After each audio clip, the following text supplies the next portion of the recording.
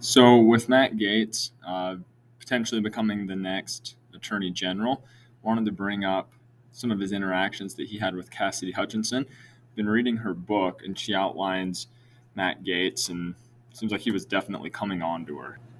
So one of the first times that she mentions it in her book, she highlights that Gaetz basically rubbed his thumb across her chin, and that he said, "Has anyone ever told you you're a national treasure?"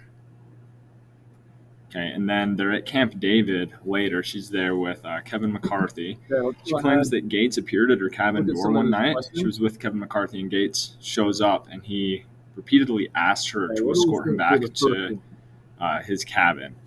And he kept saying that he was getting lost. And she points out that it's impossible to get lost because all the cabins are clearly marked in a circle drive. And Kevin McCarthy, as he's there, he tells Gaetz to get a life and basically shoos him away. So as we're looking at some of what's happening with Gaetz now, I think that this definitely seems like a pattern in his life. There's accounts that he's been accused by multiple women of paying for sex. He potentially got down with a minor.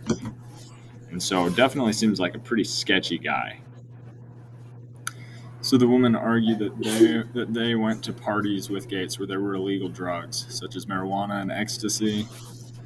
They said that through 2017 to 2019, that he invited them to 10 to 15 events. Okay, and he's been investigated for things like trafficking of a minor.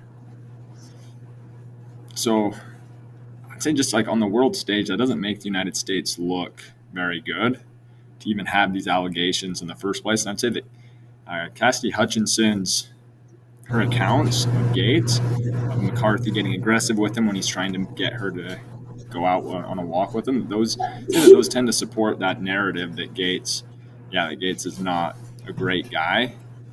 So it'd probably be better for Trump if he just went with someone else.